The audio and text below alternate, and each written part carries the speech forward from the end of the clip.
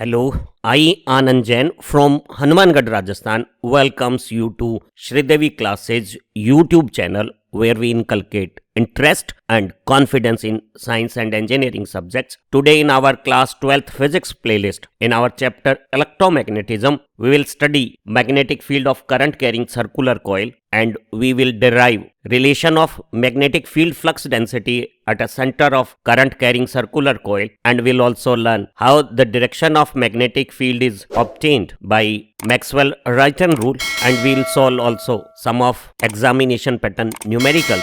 So let's start magnetic field of current carrying circular coil.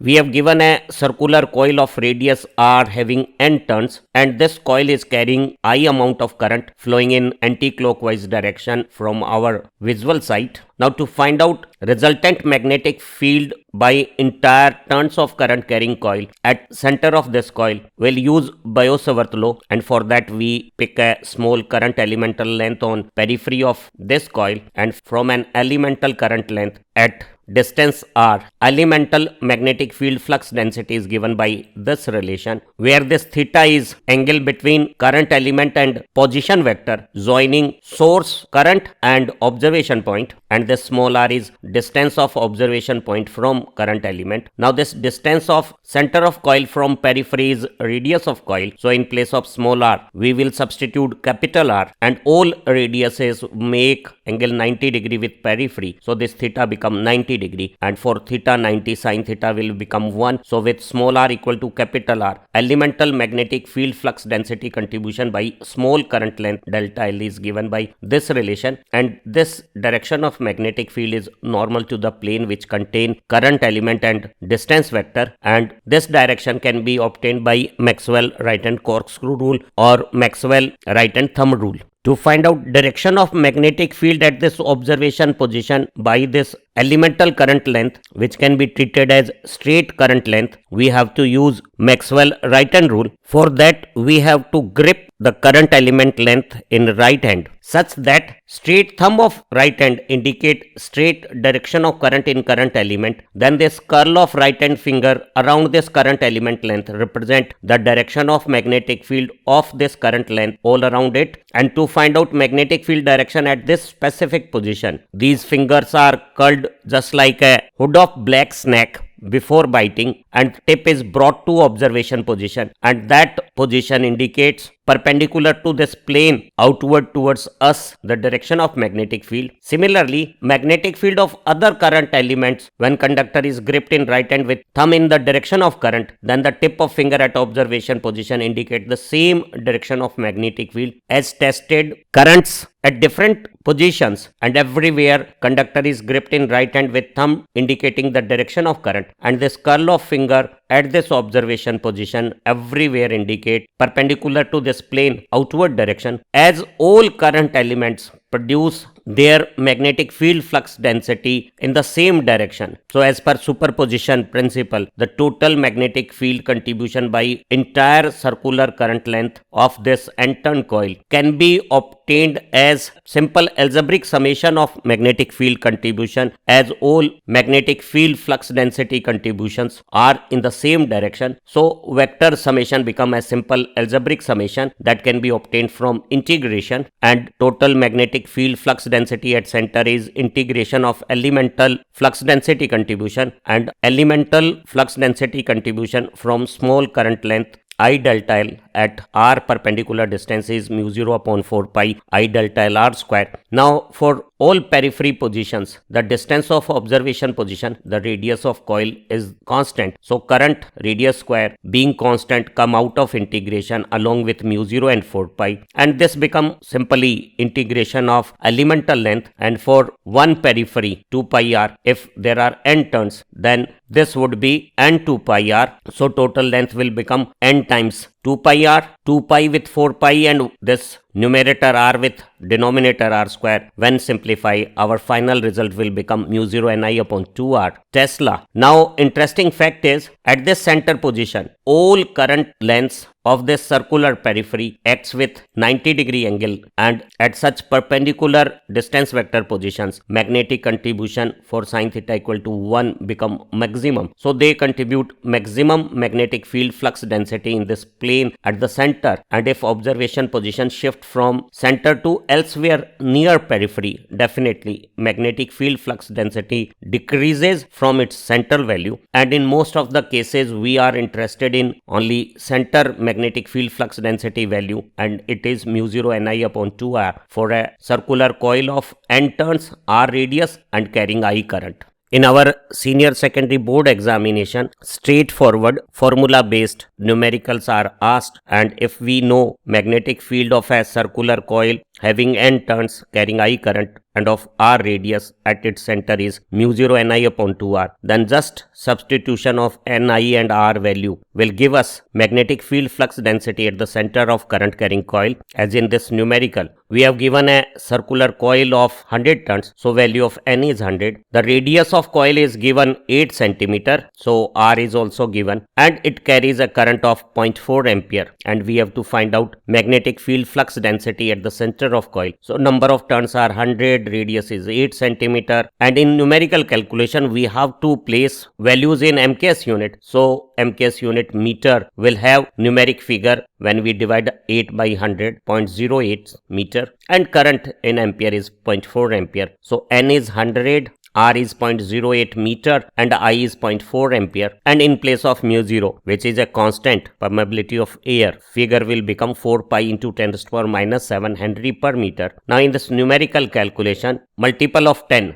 power minus 7 multiplied by 100 will become 10 to the power minus 5. In place of pi, we can write 22 by 7 or 3.14. Now this 4 when multiplied by 0.4 will become 1.6. And this when divided by this multiplication, which is 0.16, the ratio will become 10, and with that this 10 to the power minus 5 become 10 to the power minus 4, and our magnetic field flux density at the center of coil comes as 3.14 into 10 to the power minus 4 Tesla, and 10 to the power minus 4 Tesla is also Gauss, so this magnetic field flux density is 3.14 Gauss. In some conditional questions, this straightforward formula of magnetic field flux density at a center of a coil of n turns, r radius and carrying I current needs some modification. As in this case, if a wire of constant length capital L is converted to form a circular coil of n turns and certain radius, and if number of turns or coil radius is changed, then the changes in number of turns and radius can be analyzed with a condition that coil wire length L is a constant, and we know periphery of r radius circle is 2 pi r, and if coil is made of n turns, then entire length of coil become n times 2 pi r or 2 pi into nr, and since this wire length of coil is constant, that means product of number of turns and radius is constant. And if in a numerical the changes in r is not defined and it is given that coil is made of a constant wire length and its number of turns are changed, so here this r, which is not known to us but a variable, must be converted into a constant, and for constant wire length of coil nr product is constant, so this r is made nr product by multiplication of n in denominator and numerator, and in numerator this function become n square I when ni is multiplied with n, and now mu0 to nr all are constant. So for constant current, magnetic field flux density of such coils of constant wire length is directly proportional to square of number of turns. So if coil is made of same wire length and carries same amount of current and is made of twice number of turns, then its magnetic field flux density will become as a square function of turns 4 times. Similarly, in such questions, if radius is changed and changes in number of turns is not defined, then we have to convert this n into a constant nr, so it is multiplied with r at numerator and denominator. So in numerator, product nr become constant, current of coil is also constant, and magnetic field flux density of r radius coil of constant length will become proportional to inverse of the square of radius for same amount of wire length and same current. So if coil is made with double amount of radius, then its magnetic induction at center with same wire length and same current will become 1/4. So if wire length and coil current is fixed, then we can assume that B is not directly proportional to N, but it is proportional to N square. Without use of changes in radius, we can calculate straight away changes in magnetic induction. And similarly, when wire length is constant with same current, magnetic field flux density is not inverse of radius, but it is inverse of radius square. This numerical will explain this theory.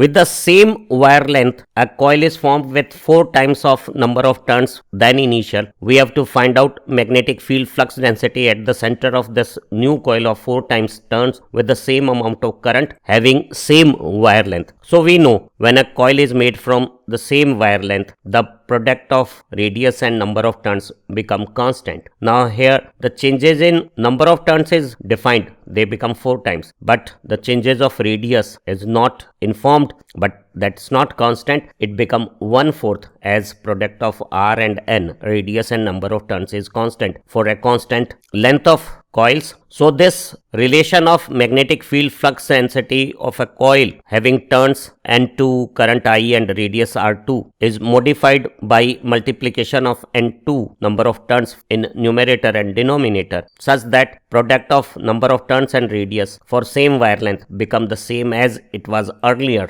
and we know number of turns become 4 times of previous one. So with same current, the magnetic induction of new coil can be represented as 4 square 16 and remaining is mu 0 1 N1 get cancel out, N1 I upon 2 R1, that is magnetic induction of previous coil of N1 turns, and when turns become 4 times, the magnetic induction become 16 times, and that we can also remember by proportional relation. With same wire length and same current, magnetic induction at center is proportional to N square or is inverse of radius square. So here number of turns become 4 times and radius become 1/4, and in both condition magnetic induction become 16 times of previous value.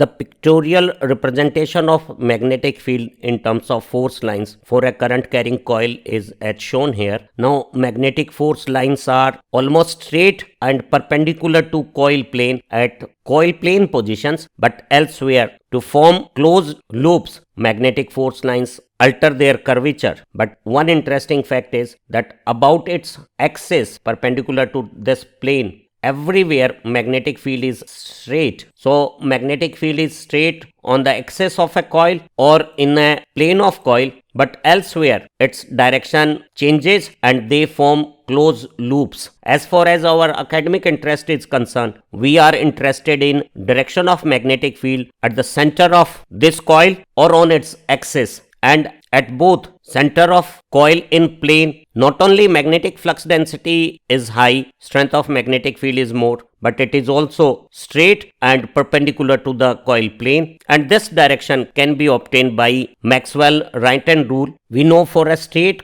current carrying conductor, when conductor is gripped in right hand with thumb pointing the direction of current, then this curved tip of finger at observation position having shape of attacking black snake hood will tell us the direction of magnetic field, and everywhere on periphery this anti-clockwise current produce vertically upward to this plane outward magnetic field as denoted by dot here, and similarly when current is clockwise, thumb in the direction of current and curved finger around it indicate magnetic field, and this tip at this position indicate vertical downward direction of magnetic field. So anti-clockwise current produce vertically upward magnetic field and clockwise current produce vertically downward magnetic field, and this can be easily obtained by a modified version of Maxwell right hand rule. There is a resemblance with straight current and straight thumb and concentric circle magnetic field around current by curl of right hand fingers. There also exists a resemblance with curved circulation of current and curved finger of right hand and straight magnetic field from this circular coil at center and straight thumb as per Maxwell right hand rule. If finger of right hand are curled along the direction of current in a coil, whether current is anti-clockwise anticlockwise or clockwise, the thumb of right hand perpendicular to this plane or that coil plane indicate direction of magnetic field. For anticlockwise current, this is vertically upward, and for clockwise current, this thumb indicate vertically downward direction of magnetic field, as denoted by dot for anticlockwise current and cross for clockwise current. If we are given two concentric current carrying coils, then the resultant magnetic field by the current of both coils at common center can be obtained by superposition of magnetic field contribution of individual current carrying coils. But for superposition of magnetic field flux densities, we have to consider the direction of individual magnetic field flux density. This example will explain the concept. We have given two concentric circular coils, X denoted by brown line diagram and Y denoted by black diagram, of respectively radius 16 cm and 10 cm. Now they both lie in a vertical plane in north-south direction. Now coil X of larger radius got 20 turns and carry 16 ampere current, and this current looks anti-clockwise. If an observer to east of it facing west see this current, and similarly the smaller radius coil Y have 25 turns and it has 18 ampere current in clockwise direction as observed by the same observer from eastern side facing west. We have to find out magnitude and direction of net magnetic field due to these two coils. Now around this observation position, one current is clockwise, another current is anti-clockwise. So definitely the two magnetic field are in opposite direction. As per Maxwell right hand rule, the magnetic field of this outer X coil carrying current in anti-clockwise direction, when the finger of right hand are curled along the direction of current, then this thumb perpendicular to this coil plane indicate dot vertically upward direction of magnetic field for this outer coil of anti-clockwise current. Similarly, for this inner coil carrying clockwise current, when the finger of right hand are curled along the direction of curved current in coil, the thumb perpendicular to this coil plane indicate vertical inward direction of magnetic field. So this outer coil produce vertical upward and clockwise current produce vertical downward magnetic field. So two magnetic field are in opposite directions.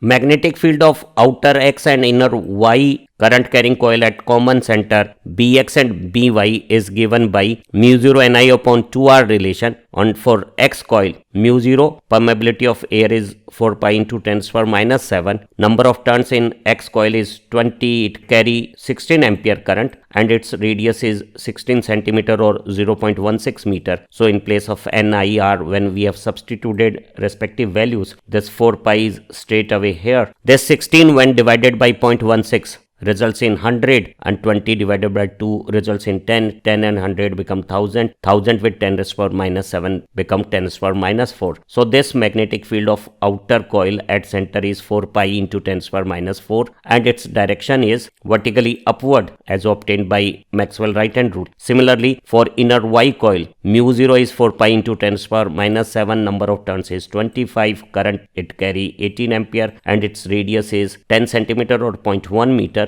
And mathematical simplification, 25 with multiplication of 4 become 100. 100 divided by 0.1 become 1000, and 1000 with 10 to the power minus 7 become 10 to the power minus 4, and 18 when divided by 2 become 9. So it is 9 pi into 10 to the power minus 4, and this is inward. Now the two magnetic field are in opposite direction at this common center. So result is the difference, and the difference is 5 pi into 10 to the power minus 4 in the direction of bigger magnitude, that is inward. So an observer to east of these vertical coils which are in north-south plane, observe that magnetic field is inward or towards west. If current of inner coil which is producing more magnitude is reversed in the same previous case, then these two coplanar concentric coils have current in the same anti-clockwise orientation, and both will produce magnetic field in upward direction to their common plane, and their respective magnitude with number of turns, current and radius are respectively 4 pi in for outer coil at the center and 9 pi into 10 to the power minus 4 by inner coil at the same center. And since both magnetic field are in the same direction, so the resultant magnetic field will become a simple summation 13 pi into 10 to the power minus 4 4, and now the direction become vertically upward towards us or towards east direction perpendicular to this plane. And if with the same common center the plane of two coils are made mutually perpendicular, and in that case the outer coil will produce same magnetic field in the same direction, but this inner coil will produce magnetic field perpendicular to other magnetic field with bigger magnitude, and now the resultant magnetic field of two perpendicular magnetic field can be obtained by Pythagoras, and this Pythagoras calculation, square root of 97 pi into 10 to the power minus 4 Tesla, will become the resultant magnetic field. So we could have conditions when two magnetic field are in the same direction or in opposite direction or perpendicular to each other. We can perform resultant magnetic field flux density calculation by consideration of respective direction of individual magnetic field densities.